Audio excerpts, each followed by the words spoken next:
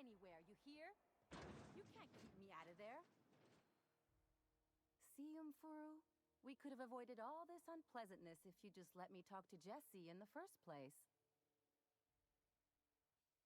Let me get one thing straight.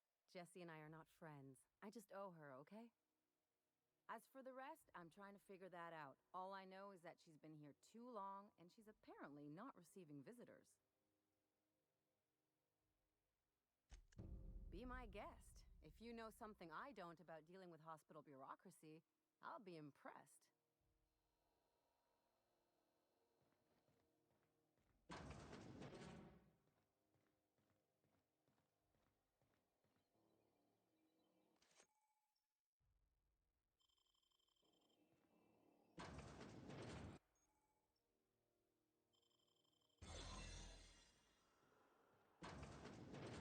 You're sure this is perfectly safe? I'd rather not die early of an infectious disease myself.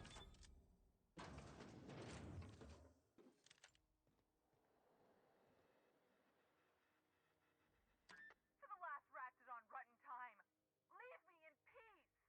You hull-headed quacks do know that restful recuperation requires not being disturbed, don't you? What? Why? Everything's fine. We're all fine here. No need for her to be worrying her pretty little head about me. I'm just terrible, dreadful sick is all. Got a cough that won't quit and sores all over my body. Highly, lethally contagious. But I'll be fine, so long as I'm left alone.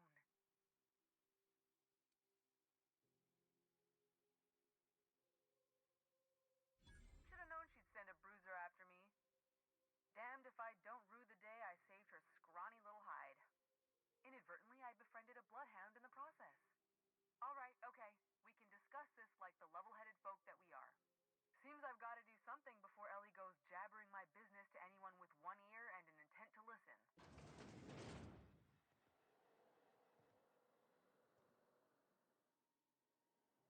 The truth is, I'm not sick.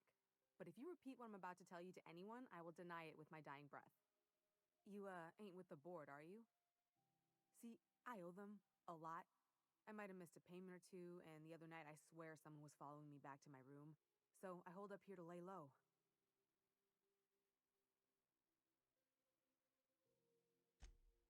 What? No, I didn't do anything. I'm a law-abiding denizen of this ship, I swear.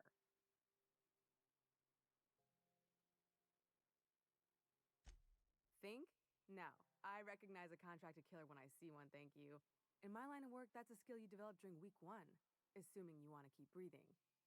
All right, I'll fess this part up too, if it means you'll help me. I'm a thief. I specialize in particularly high-end and historically valuable items. 3 weeks back, I caught rumor that the blood-tier diamond, last worn by an heiress on the Lost Hope, had surfaced for the first time in 70 years.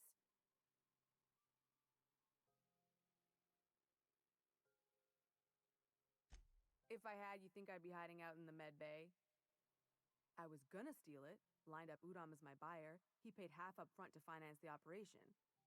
Let's just say things went sideways about the time I got my hands on the diamond, and it crumbled to stardust in my palm. Anywho, I barely made it out with my life, and nary a plan to make back Udom's deposit I'd spent.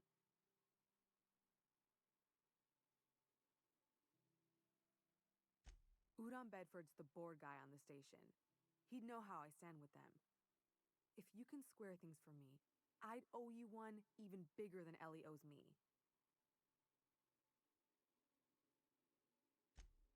Thanks for helping me with the board. You're a real pal.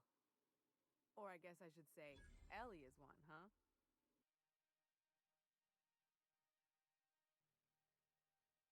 I'm just gonna hang in the back and try not to touch anything.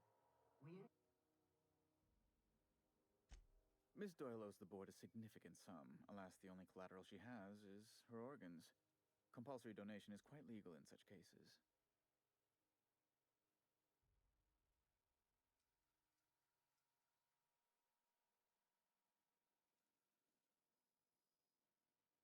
That's not unreasonable. I guess it's better than losing your organs, but I don't know, Captain. It just doesn't seem right. Miss Doyle is deeply in debt, and the board has every right to do whatever they like to recoup that debt. What guarantee do I have that she'll agree to the terms you negotiate?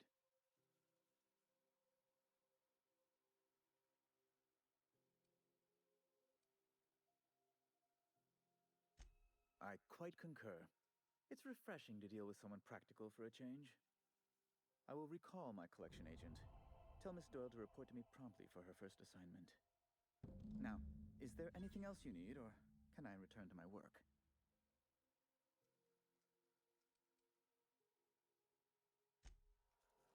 At least you finally got your chance to square our debt. I ain't too elated about going exclusive, but it's better than winding up dead. You sure saved my skin, stranger. All debts between me and Ellie are cleared.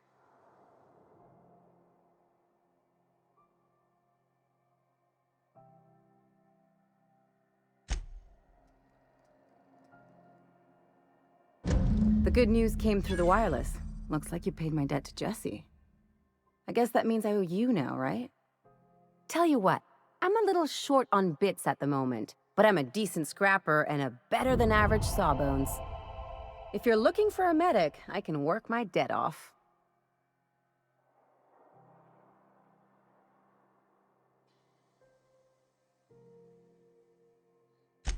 If I'm being honest, and I prefer not to, I was about ready to pick up another contract anyway, and you settled this in a pretty tidy fashion, which tells me you're competent.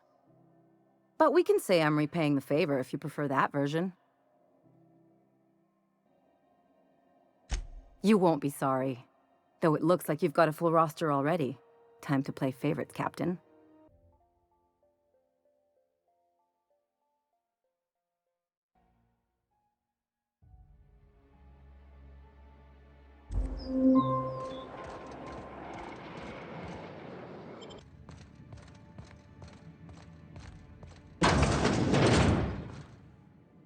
Marilyn, is that you? Lars, we certainly didn't expect to see you like this. And I didn't expect you to renew your marriage contract. But we're all full of surprises today, aren't we? Speaking of surprises, you should meet my new friend. We've been running around the system for a while now, stirring up all sorts of trouble.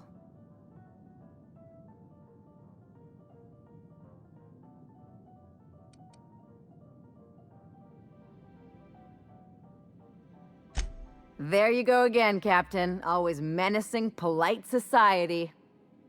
Anyway, you're probably wondering where I've been all this time. Not exactly. The last few years have been a bloody haze. You wouldn't believe the messes we've gotten ourselves into. Right?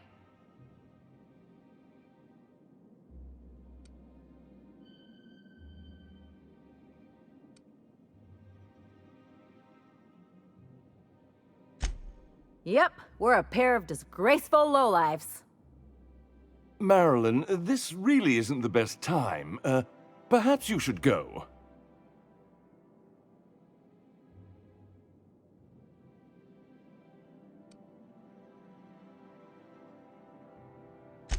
I mean, we had other business in Byzantium, so it's not like we went out of our way. But you can't just kick us out. We'll stay as long as we like. And while we're at it, we'll drink your expensive hooch, wear our outside shoes all over your nice floors.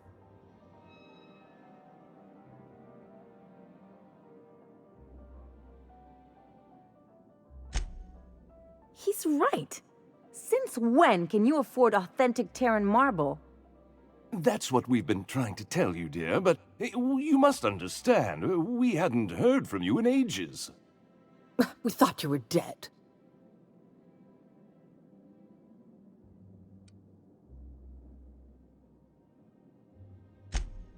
I'm not dead. I just never wanted to talk to you again. I'm afraid the distinction was lost on us, darling.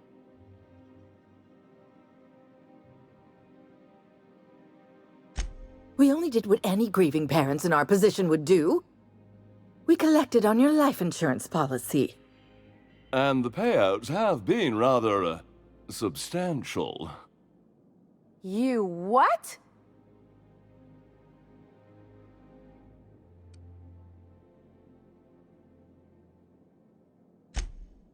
course. And we shall always harbor that joyful secret deep within our hearts. And you'll report it to the insurance company, right? It's not that simple. For one thing, we'd have to cut back on so many necessities. The neighbors would be sure to notice.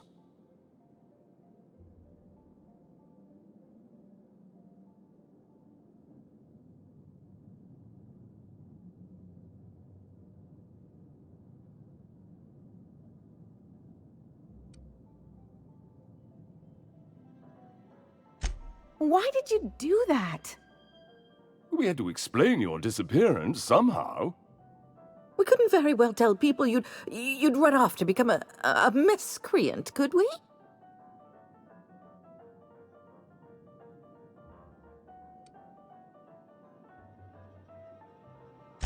Shh! Someone could hear you. We concocted a story about Celeste Jollycurl designing a pair of 12-inch heels for you. One of a kind, naturally. That led to your tragic death when you tripped and broke your neck. It was quite the story. People were talking about it for weeks.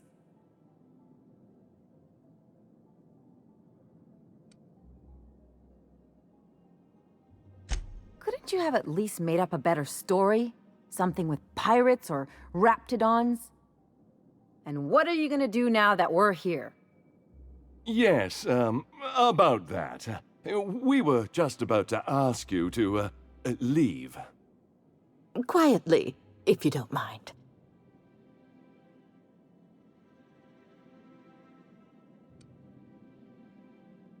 Well, we're trying to avoid further embarrassment.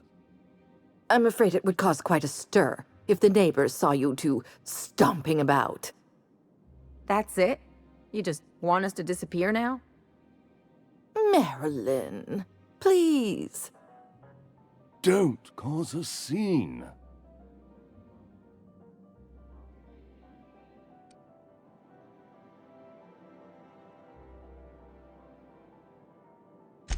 Damn right, Captain. Fine. I'm gone. Forever this time. Can you believe those two? We'd hardly been there a minute and they turned us out like yesterday's garbage.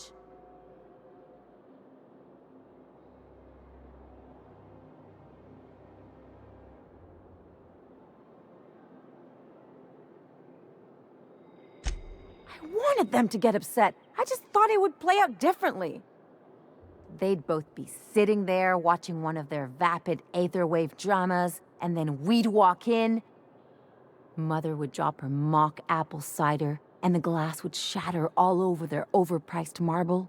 Father would tear off his glasses and blink open-mouthed.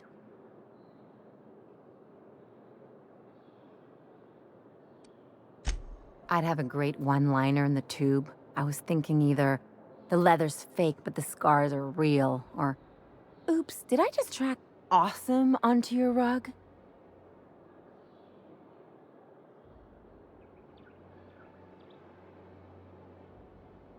Yeah, I'm gonna use that one day. Now, getting back to my story. Father would throw his hands up, because this would be just like me, to come back and make a big scene. Then, Mother would do the old, "You had us worried sick." Her eyes would be red, and she'd have her fist in front of her mouth to stifle a sob.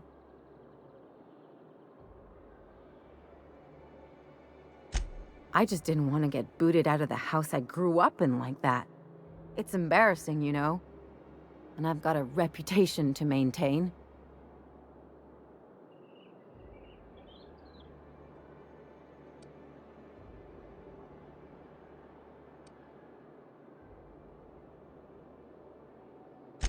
I'm used to rough situations. Like when someone loads your pistol with blanks and strands you in a Marauder moonbase, or traps you in an airlock with an angry mantis worm.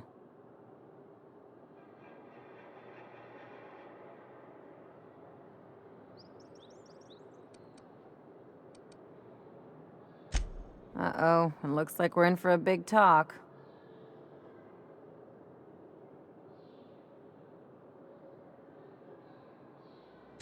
Can't I just have a drink and punch some poor defenseless pillow instead?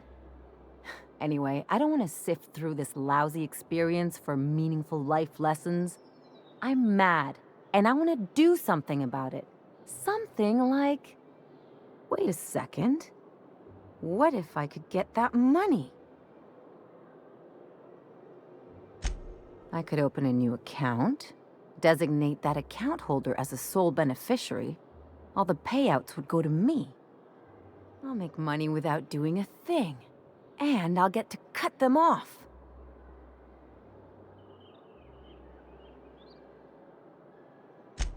My policy is with the Greater Halcyon Insurance Group. They have an office in Byzantium. Maybe you could use some of your people skills to help me set up a dummy beneficiary account. If that doesn't work, I'm sure we can find one of their terminals and do it ourselves.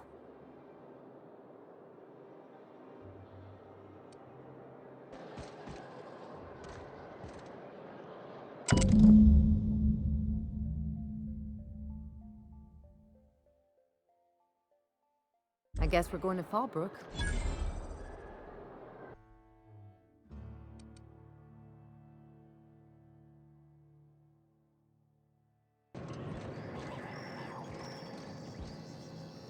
Welcome to the offices of the Greater Halcyon Insurance Group, Halcyon's premier provider of life and disaster-related insurance. I'm obligated to inform you that our coverage does not extend to incidents deemed to result from negligence, criminal activity, or dullness of mind.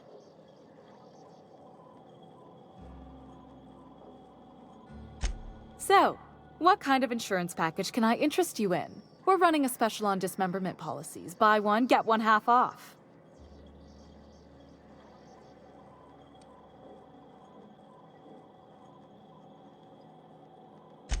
I remember that one. That's the young socialite who broke her neck, right? Of course, no one remembers me for the marauders I've killed or the bits I've stolen. Typical. That claim was airtight. Our best investigators couldn't find an exclusion for that one.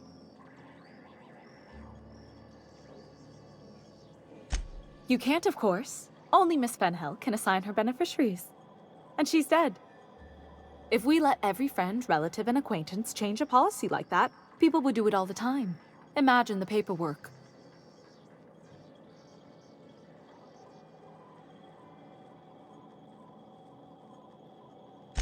Oh, you mean hypothetically?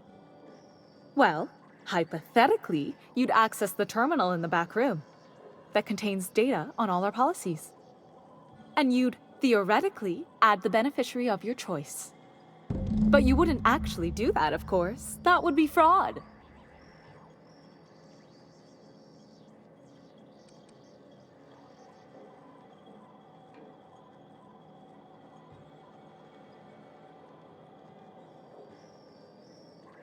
Please, my policy only covers paper cuts and wrist strain. Very well, I'll do it. But then you've got to go. Confrontations like this will raise my premiums. I'll need the name of the new beneficiary. Ellie Fenhill? If you say so. The payouts will flow exclusively into the new account at the start of the month. I hope Ms.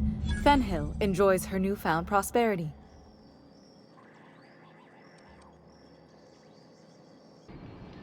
You really did it. Give these payouts a few years and I'll be rolling in it.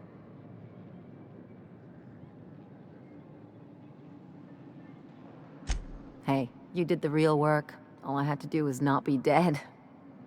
I'm just glad my folks aren't gonna live off that awful story they made up. Maybe now they'll have to go back to real jobs.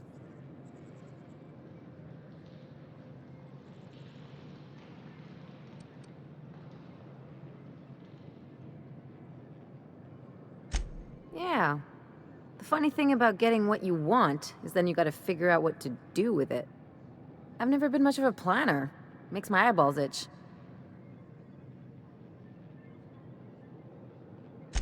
If only you could have been my chief surgeon back in the day. Anyway, enough of that. You did a job for me, so here's your fee.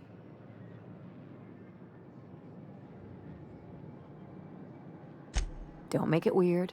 Even you've got to be in it for the money now and then. Why else would you go through all this trouble?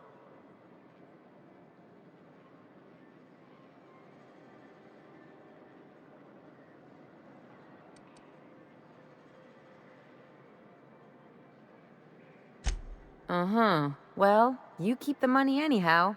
One of us has to look out for your interests.